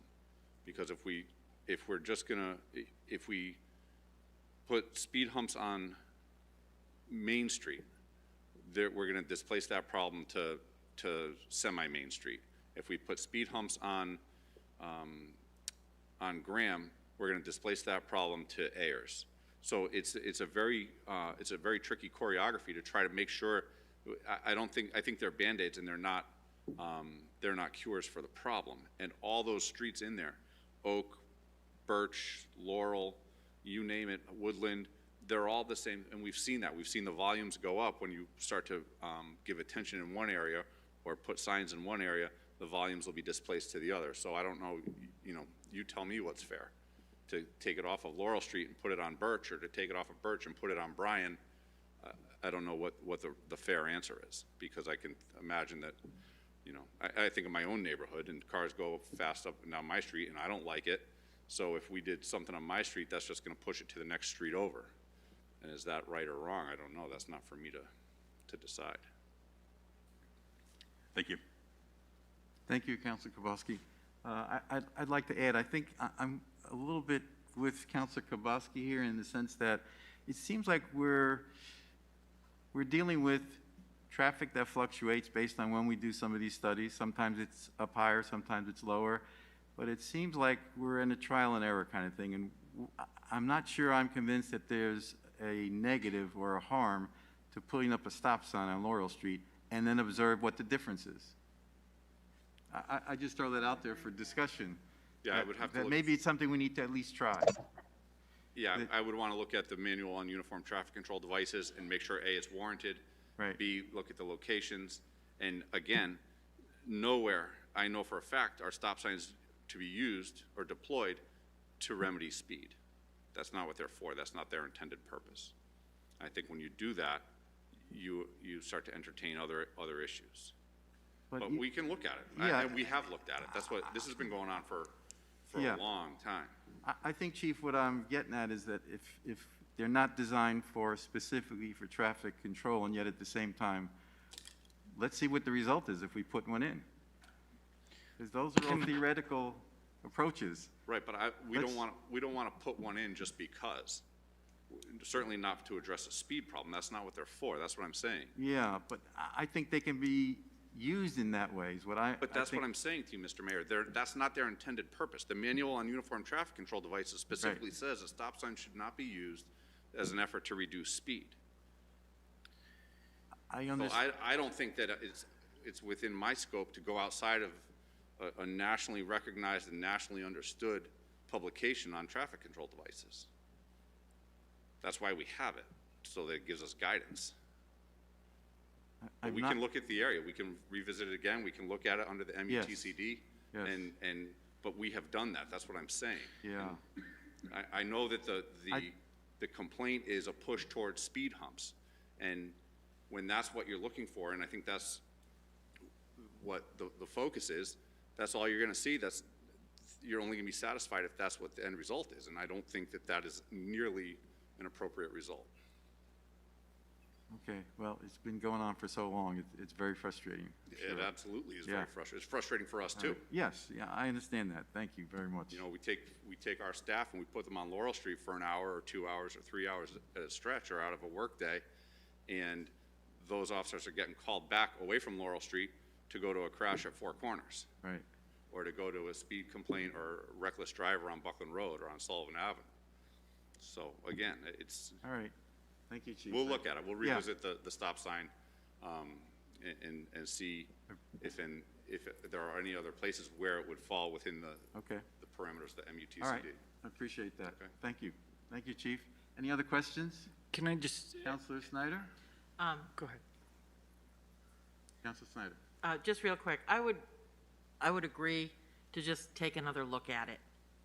That's all, just with the MUTCD and, through that process and take another quick look at it and see where we are now with some new data. That's all. Thank you. All right, thank you, Councilor Snyder. Anyone else? Mr. Mayor? Yes. I Mr. just wanted to add and kind of play a little bit of devil's advocate with the stop sign discussion, just in the event that, we were to go out and put a stop sign at the corner of any road that was contrary to the purpose identified in the MUTCD, as we've discussed it here tonight in Laurel Street. Let's imagine we put that stop sign in, somebody stops at that stop sign and then goes and gets in a car accident. Now the town is going to be held liable for doing that because we have not actually followed the guidelines and the rules associated with it, and we've publicly even had that conversation. So I just do want you to understand that there are other consequences to making some of these decisions that we need to, really think about. So certainly I'm sure the chief and the rest of the staff are going to take another look at it for all of us, and we'll get something back to you in writing, which we certainly can do, no problem. I just hope that everybody understands that going against what some of these guidelines say is not always the easiest thing to do, because it does put the rest of our taxpayers at risk financially. All right, thank you. Thank you for that. Any other questions? If not, we'll move on to our next item then. Item 13F, Councilor Lopez. Mr. Mayor, I believe I have to recuse myself. Yes. For this item. I believe I have to recuse myself for this item. Does that mean I leave the room? Yes.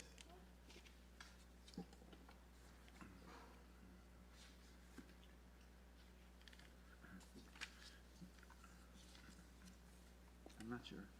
Councilor Lopez. Thank you, Mr. Mayor.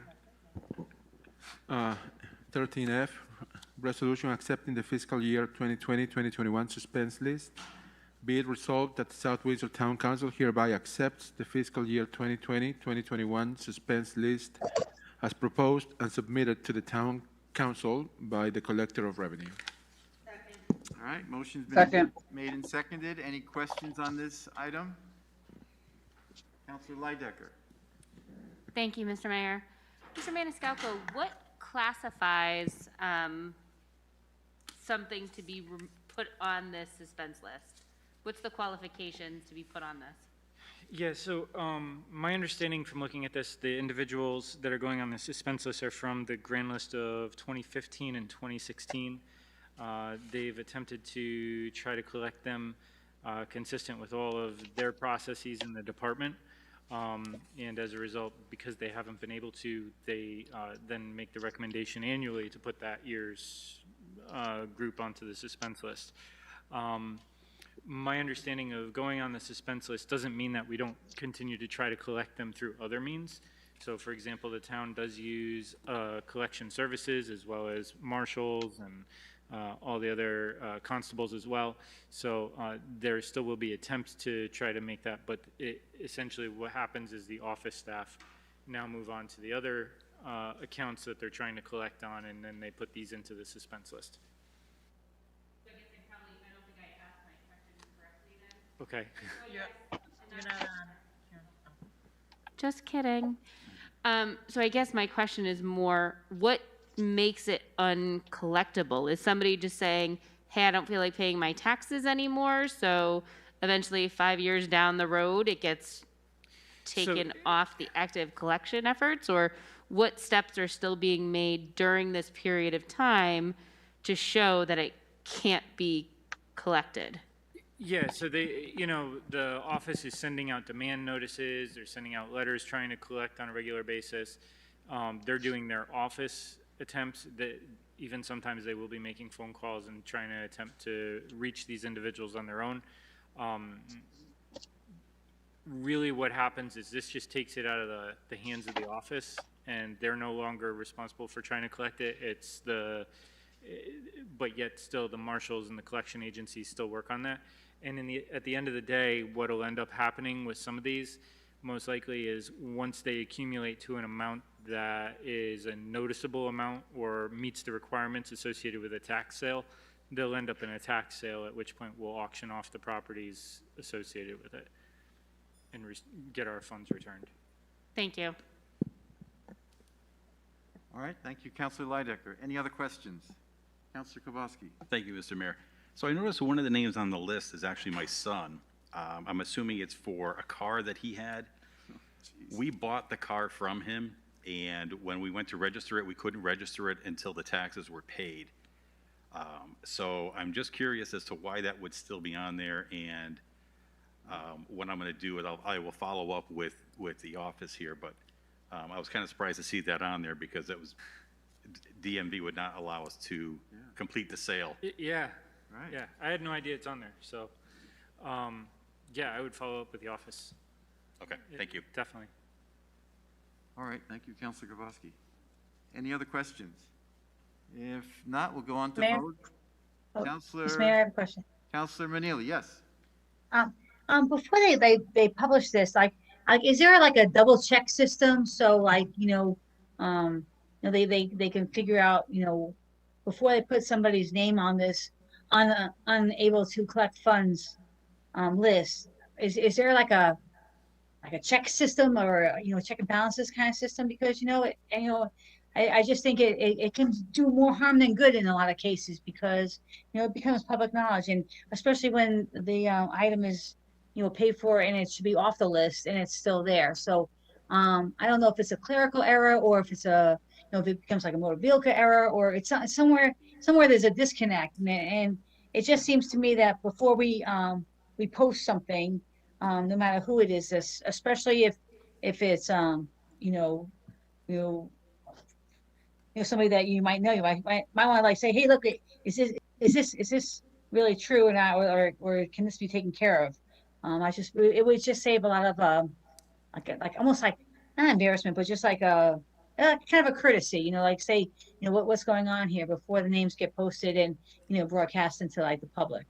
I was just wondering if anything like that is done.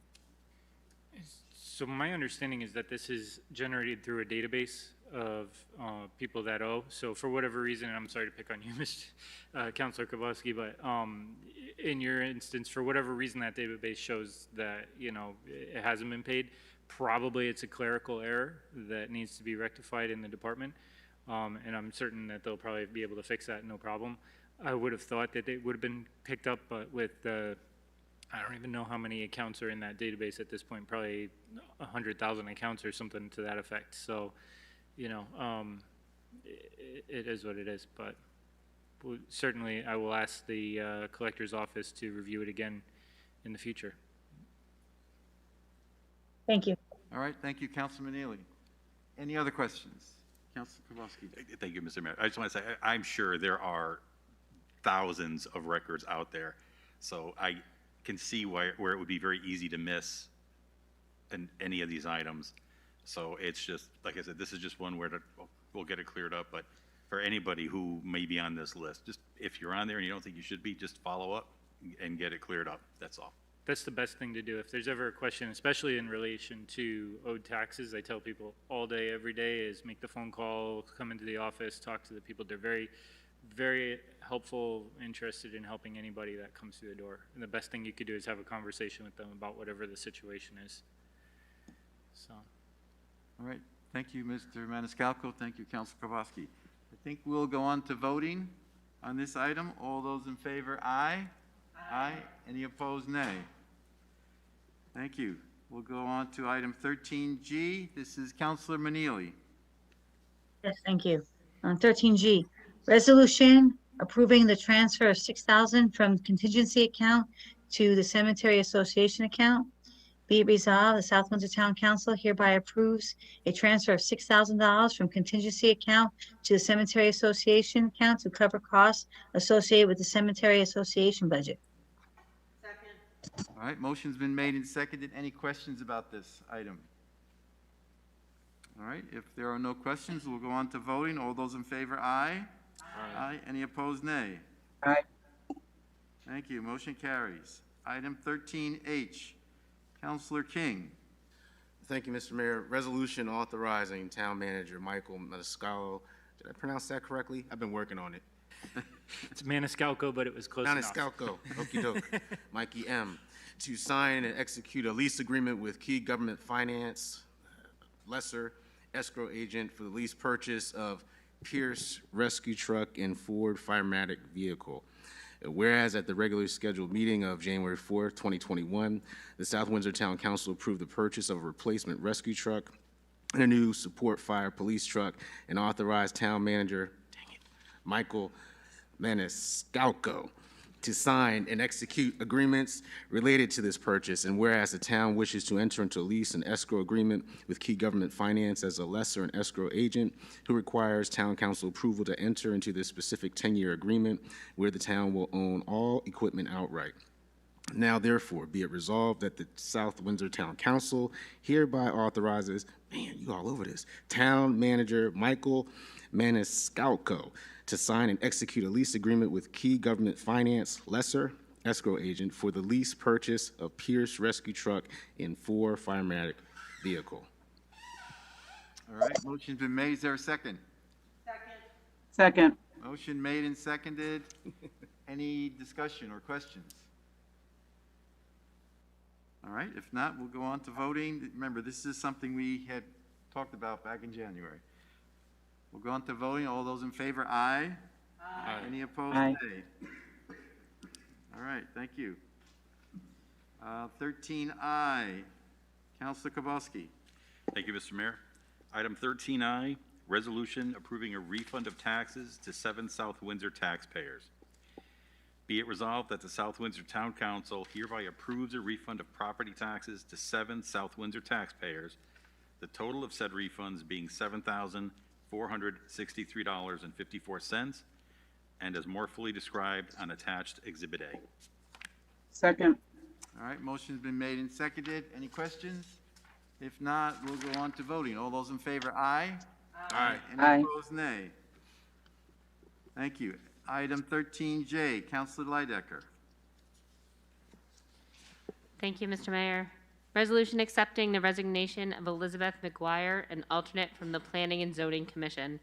Be it resolved that the South Windsor Town Council hereby accepts with regret the resignation of Elizabeth McGuire from the Planning and Zoning Commission effective immediately, and be it further resolved that the South Windsor Town Council extends its thanks to Elizabeth McGuire for the time she has dedicated to serving her community by her membership on the Planning and Zoning Commission.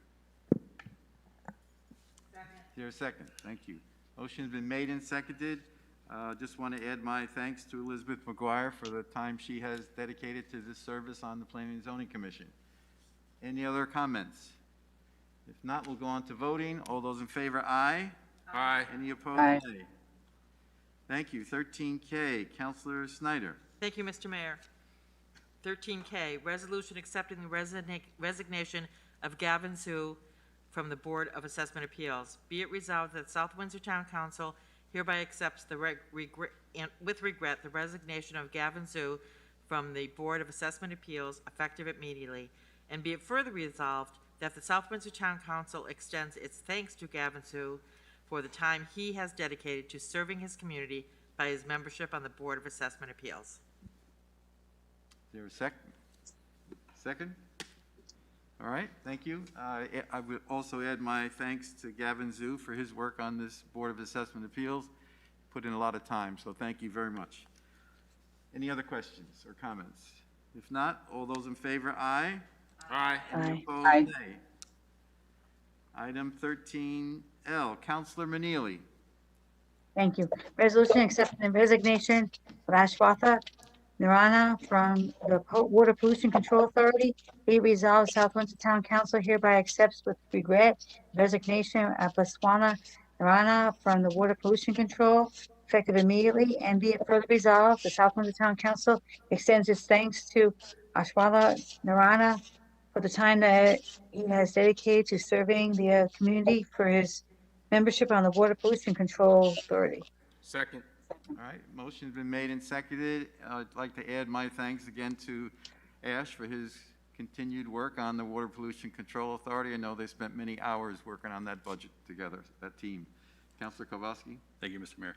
I also would like to thank Ash for the time he spent, and I know his knowledge as an engineer was invaluable to the group, and he was a wonderful addition. You're right. All right, thank you. We'll go on to voting. All those in favor, aye. Aye. Any opposed, nay. All right, we're at 13M, a discussion item. Councilor Kowalski. Thank you, Mr. Mayor. So I had some questions on the anti-blight ordinance, and I appreciate Mr. Maniscalco, you sending it over. It was helpful as I read through it, and as I also drove by the property today. The property I was talking about is on Route 5. I believe it's for a Mestech building. It's where, if you go by there, it's overgrown. The parking lot is a mess. I believe now the concrete barriers are gone, but there's still some fencing up. I'm just wondering, what would be the process now if we were to call that a blighted property? What would be the steps taken for that particular property? Sure. So after you actually talked to me about the blight ordinance and the desire to have this on the agenda, I did reach out to our zoning and blight enforcement individual and ask them to start enforcement actions. Basically what they do is they send a letter to the owner of the property, inform them that they are in violation of the ordinance based upon the condition of the property, and then basically they set out a certain period of time for them to work on getting that violation corrected. So whatever that scenario is.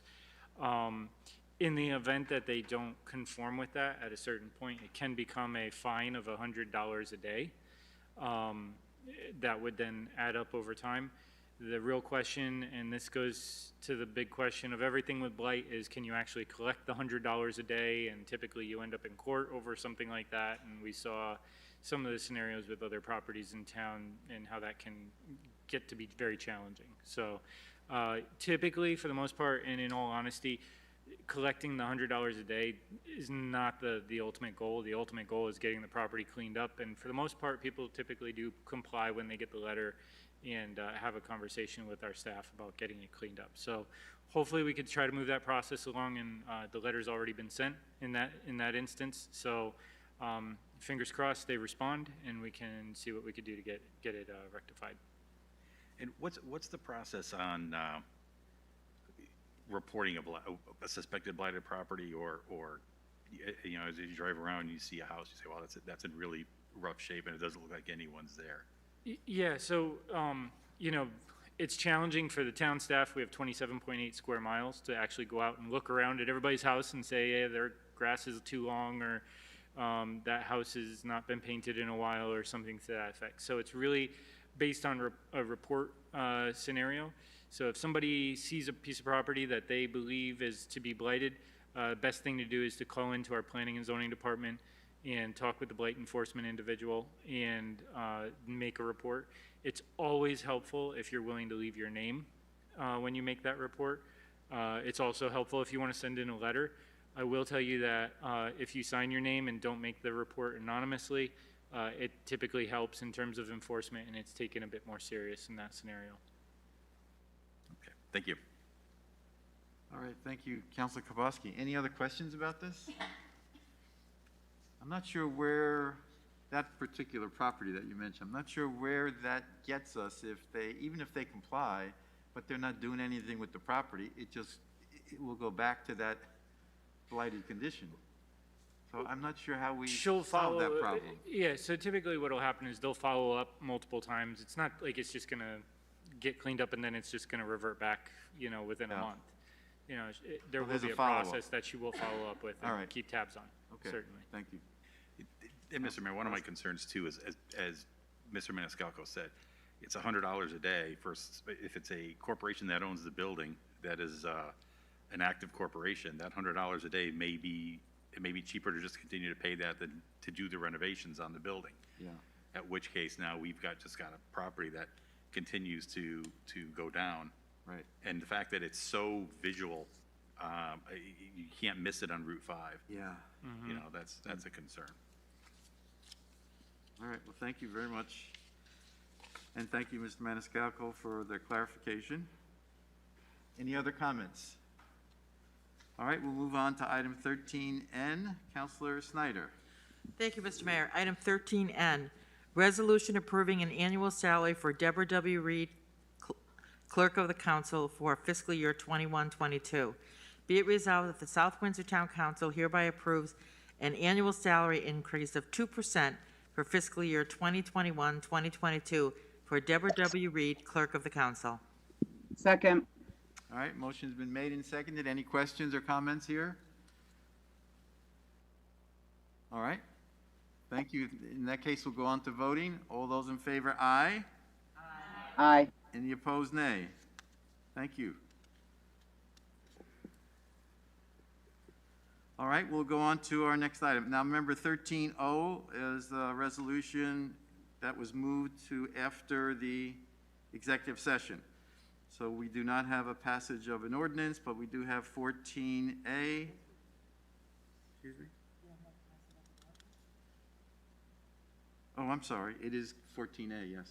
I'm sorry. The way it was numbered, it looked like it was two separate things. I'm sorry.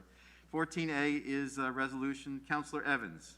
Thank you. 14A, resolution adopting a proposed ordinance establishing a social justice and racial equity commission. Be it resolved that the South Windsor Town Council hereby adopts the proposed ordinance establishing a social justice and racial equity commission as shown in Exhibit B. All right, motion's been made and seconded. Discussion on this motion and this resolution. Councilor Leidecker. Thank you, Mr. Mayor. I'm sorry. I'm going to let Councilor Evans begin first, and then we'll go. Thank you. Sorry. I just really wanted to thank the many individuals involved in making this happen. Ultimately, the council for creating the Black Lives Matter subcommittee, Councilor Snyder, Councilor Leidecker, Councilor Manili, for your participation on the subcommittee. Also, the community members that were involved, the Black Lives Matter South Windsor organizers, Board of Ed members, conversations with the mayor, town manager, library representatives, South Windsor Police Department, as well as our speakers, our trainers, the many people who reached out to us as individuals with their input, and also those who came last meeting, to provide their public input in support of the commission. So I just wanted to thank you, and it's really year-long labor that I'm really looking forward to seeing come to fruition. All right, thank you, Councilor Evans. Councilor Leidecker. Thank you, Mr. Mayor. So I just wanted to essentially do the same thing, but I really wanted to give kudos to the chairman of our temporary committee, who was Councilor Evans. She really spearheaded this. She went above and beyond. I'm not discounting the work that the rest of us counselors did, but she really was tireless in her efforts for this. So I do commend her on this. I'm extremely excited to have this commission started. There's still a lot of work left to do in our town. We're definitely moving in the right direction. But as we heard during our public hearing, there's a lot of support behind this, and I was very glad to have been a part of this. So thank you to all the counselors who worked hard. Thank you especially to Chairman Evans on this, as well as all the rest of the members of our temporary committee who went above and beyond for this. So thank you. All right, thank you, Councilor Leidecker. Any other comments? Councilor Snyder. Thank you. Yes, I just had a question on this. When the Black Lives Matter subcommittee was put together, there was a specific set of requirements due, and I believe this is the last one. We did get a lot of things done, and I'm sure Councilor Evans can also confirm. So, you know, getting this done and getting this in place and letting it, you know, go forward and take on all of the responsibilities that we have placed in this, we'll probably be looking at dissolving the Black Lives Matter committee, because now we would expect that this commission has the authority to move forward with and take care of everything else. So I guess I might ask Councilor Evans and Councilor Lydecker and Councilor Manili, I think we may all be on the same page, so. Yeah, if I may, Mr. Mayor. Yes, Councilor Evans. Yeah, I'm in agreement with that. I guess my question had been, and I had asked previously, tonight was the question of should we dissolve it, or did it say in the previous resolution that it was dissolved upon completion? That's what I wasn't sure about. But I would say the duties have been fulfilled, so it no longer needs to exist either way. Right, but I think we have to take some kind of action. Yeah, I think what we should do is probably take a look at that resolution for the next meeting. Yes, If an action needs to be taken, you would do it at your next meeting. Yeah, so I'd like to ask, Mr. Mayor, if that's okay. Don't remember. Yes, That go we ahead. ask the town manager to go ahead and do that, and if in fact, I believe this was the last action, and this is what we need to move forward. So if in fact it was, I would be looking to put a resolution on, Deb Reed as well, to dissolve the Black Lives Matter committee, knowing that this one is now in effect and going forward. Thanks. All right, thank you, Councilor Snyder. Thank you, Mr. Maniscalco. Thank you, Councilor Evans, for that clarification also. I just want to say, I think in terms of what direction we're moving in, if you look at what the Board of Education has just set up with their Equity Council, and now this Social Justice and Racial Equity Commission, it gives me a lot of pride to say this town is moving in the right direction. So I think this is a great compliment to where we would like to be as a town in the future. So thank you. Any other comments or questions? If not, we'll go on to voting. All those in favor, aye. Aye. Aye. Any opposed, nay? Motion carries unanimous. Thank you. We will go back to, or go to item 15, public input. Any additional public input? Going once? Going twice? Thank you. Communications from the council. Item 16, any reports or communications that any council members have for the good of the council? No? Okay. Deputy Mayor, I think we're ready for executive session, if you would make that motion. Thank you, Mr. Mayor. Number Excuse me 1 second. I was raising my hand. Oh, I didn't see you. I just had a question. Yes. July 4th is a Sunday, and I'm just a little confused, and maybe the residents are too. So when are we celebrating 4th of July? So are we having a meeting on the 5th, or are we having our meeting on the 6th, that Tuesday? Can somebody clarify that?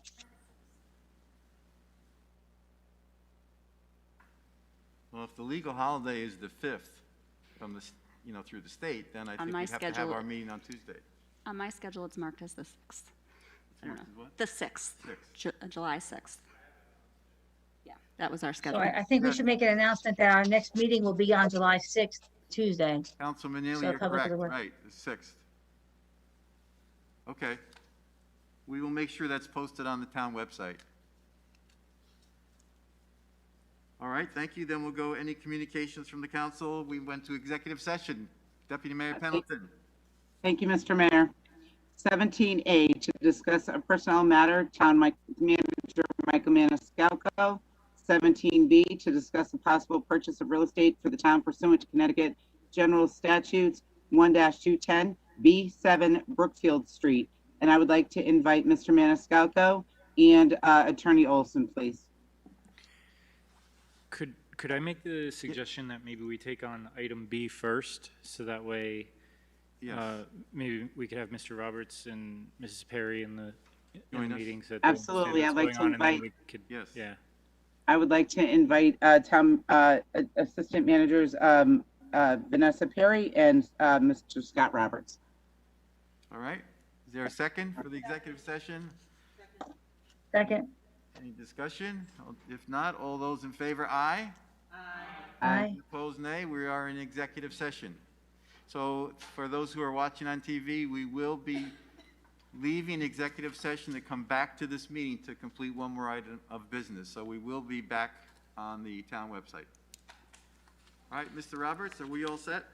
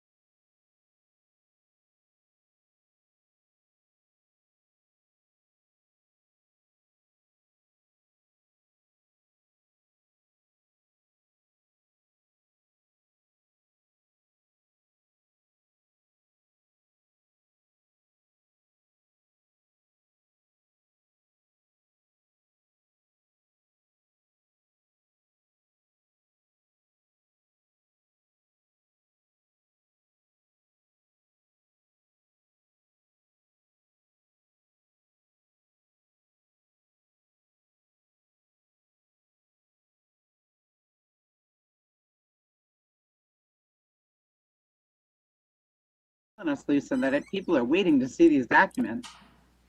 I know, I just, God. Like the deli counter. Deb, you're still here. Take a number. Are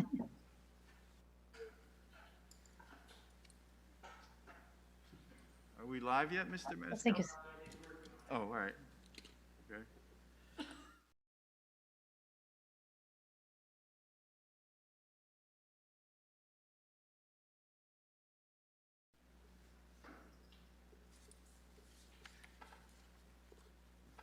Just let me know when we're ready, Mr. Mayor. Okay, as soon as we get the word from Mr. Okay. Roberts. not on TV yet.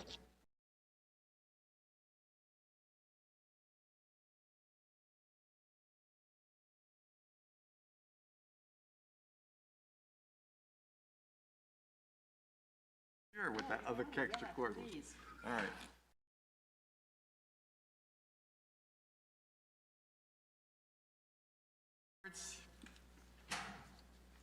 All right, thank you, council members, Mr. Maniscalco, Mr. Roberts, Ms. Reed. We are back in session, and we are at item 13O, Deputy Mayor Pendleton. Thank you, Mr. Mayor.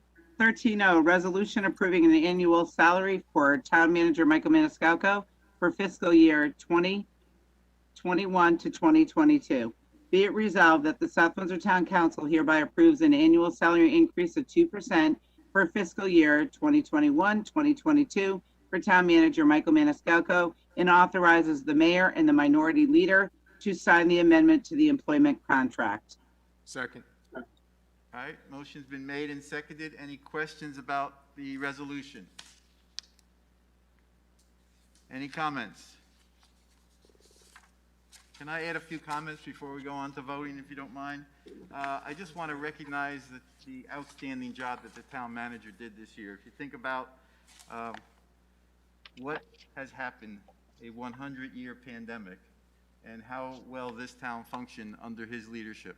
I will share with you that when Senator Chris Murphy visited South Windsor to take a tour of our economic development projects, his comment to me was, how are you guys doing this? Because every other town is pulling back, pulling the covers over their heads.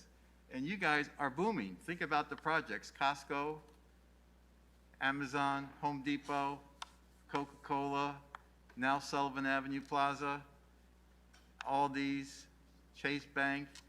So we function as if nothing was happening out there. The town staff, again, under the leadership of Mr. Maniscalco, kept this town operating all during the pandemic. Many other towns around us shut down their town hall. So I want to make sure it's publicly known that we appreciate what he did and the leadership that he showed to this town to keep things moving ahead, to keep people informed. Those reverse 911 calls, I can't tell you how many people complimented us on being informed, being better informed about what was going on with the pandemic, especially in the very beginning when things were first starting. So I think it's important that we recognize the efforts, and tonight's evaluation and performance evaluation and contract are a reflection of how we feel about the job you did this year. So thank you, Mr. Maniscalco. Thank you, Mr. Mayor. All right, with that, I think Councilor Manili. Mr. Mayor. Yes, Councilor Manili. I too would like to thank the town manager for keeping our town offices opened throughout this pandemic. His guidance on economic development was very impressive to see, and his number one concern was the safety and productivity of all the residents in town of South Windsor. So I would like to thank him, and I would also like to thank the Personnel Committee for their work on the evaluation of the town manager. Thank you for a smooth process. All right, thank you, Councilor Manili. Thank you, Councilor Manili. Any other comments? If not, we'll go on to voting. All those in favor, aye. Aye. Any opposed, Aye. nay? Aye. Thank you, Deputy Mayor Pendleton and Councilor Manili, for those late votes, okay? Thank you, okay? Motion is passed unanimously. We are approved, and Councilor Manili, Motion to adjourn. There's a Second. motion on Second. the floor. Second. Is there a second? Second. Second, Counselor King. All those in favor, aye? Aye. Aye. Any opposed? You can stay here if you are opposed. Thank you. Good night. Good night. Thank you. Thank Thank you. you, Mr. Roberts.